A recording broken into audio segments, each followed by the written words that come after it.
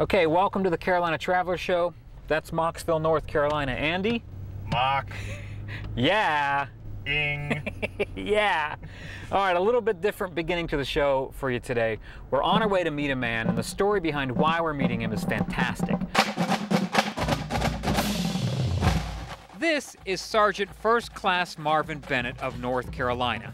He was sent to Iraq and did something highly unusual there.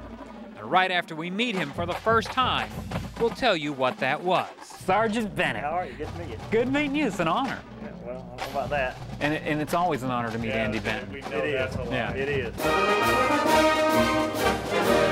Okay, while Sergeant Bennett was in Iraq, his mother back here was sending him tapes of You Got It, the Carolina Traveler Show. Here's the part that really got me. Not that you were watching them there, but who did you show the Carolina Traveler Show to? I was fortunate enough to be assigned to train the Iraqi National Guard. So you're training the Iraqi police or the soldiers there? The soldiers, right. And? The National Guard guys, and I had an interpreter. My interpreter name was Hatem. Hatem. And then we would bring Hatem in and a couple of my security detachments, and we watched your show. So you have the Iraqi National Guard sitting there watching the Carolina Traveler. Oh, man. Wow. Now there's something I didn't see coming. Oh my God, look at the biggest crowd ever in gay bingo history!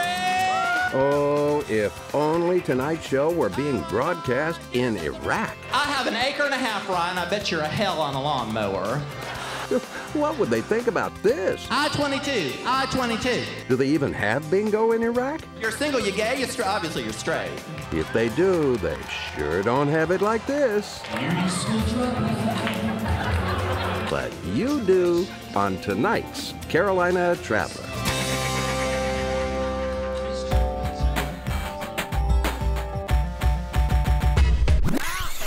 From the majestic Blue Ridge to the graveyard of the Atlantic and everything in between, it's time for the Carolina Traveler. Here's a story. This next story is about bingo. But I'm pretty sure it's bingo you've never seen before. Never seen this kind, huh? Nah, no. Hello, everybody, and welcome to our final bingo, Grease Bingo.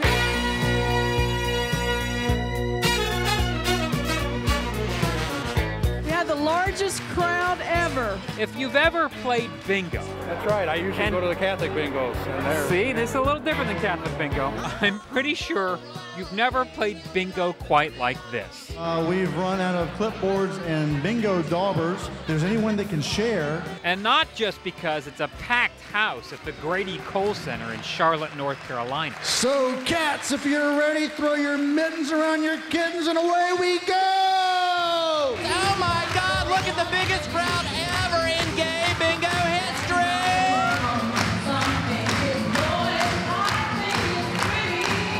I have an acre and a half, Ryan. I bet you're a hell on a lawnmower. That guy, dressed in women's clothing, is Shalita Ham. In my wildest dreams, I never thought that I would be standing up in front of 1,500 people in a wig and heels, and bad thrift store clothes. Shalita is probably the biggest reason this bingo is different. Are you single? You married?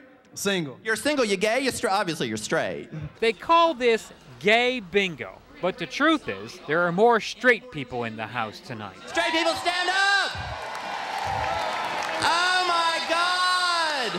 And there are church groups all across the room. What are we playing for, Jim?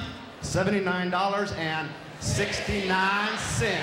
Oh, and the other interesting thing about this bingo is why everyone is here. I solemnly swear I am here to raise money. I'm here to raise money for the fight against AIDS. From every walk of life, everyone is here to help fight AIDS. Don't worry, straight people. The worst that could happen is you would leave with a better do, okay? That's what they say. It's not your grandma's bingo. That's true. But if you look around, you might find your grandma. Thank you for inviting us. This is wonderful. No, we don't do the bingo. We do a TV show. We're not part of the bingo thing. Followed by your 071. 071, we're still on. And if you try to play, I-22, I-22. 063, 063. I have very slow reflexes. No, are we doing Y? Is it a Y? No, it's not. Which game is it? Before. If you try to play, you better pay attention. I bet you're having a hard time keeping up with the bingo, huh? A little bit fast. Yeah. I'm a little slow. Thankfully, for the terminally slow, I've played Battleship, isn't it like that? there were breaks for entertainment. Beauty school dropout. No graduation day for you. Beauty school dropout. Missed your midterms and one shampoo. All of this started 6 years ago in a basement with a couple dozen people. I just kept meeting people who had lost brothers or sisters or uncles. Debbie Warren, sitting in church one day, just couldn't shake the feeling that she had to help AIDS sufferers. Many, many women. It's growing exponentially among women within our own state, within the Southeast. And the more she learned about AIDS and HIV, the more she and her church friends wanted to reach out. The South has lost more people to AIDS than any region of the country. The gay community reached back, and Gay Bingo was born. 6 years later, Bingo, over the 6.5 years, has raised over $600,000. It's been an amazing, amazing. And 40 and 40. and tonight just happens to be the last night of Gay Bingo. They've been working very steady now for 6.5 years, so they want to take a little break, and then they want to come back with a new event. It's terrifically hard to say goodbye. I mean, I imagine a lot of us are going to be emotional tonight. The 1978 hit film Grease is a warm and loving tribute to a particular area in an era in American history. Emotional for sure, and definitely entertaining. So, for your answer to your question, summarize in 20 words or less the impact of Brown versus the Topeka Board of Education. But the dudes in the dresses had a seriously scared straight effect, pun intended. Now, the men that are dressed like women. It's very entertaining. But they're not very attractive women, are they? Not very. Thank you all. I can tell you this, everyone here tonight, straight or gay,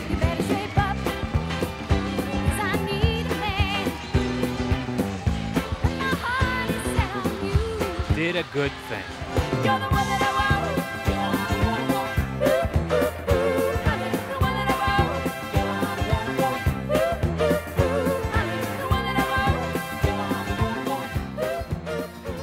You kept showing the jar with money in it, the guys just couldn't get over. There's So the money Iraqis there. are saying there's money there, why aren't people stealing it?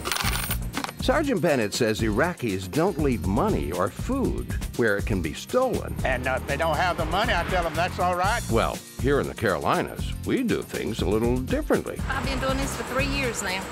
Stopping by. It's called trusting others, and it's next on the Carolina Traveler.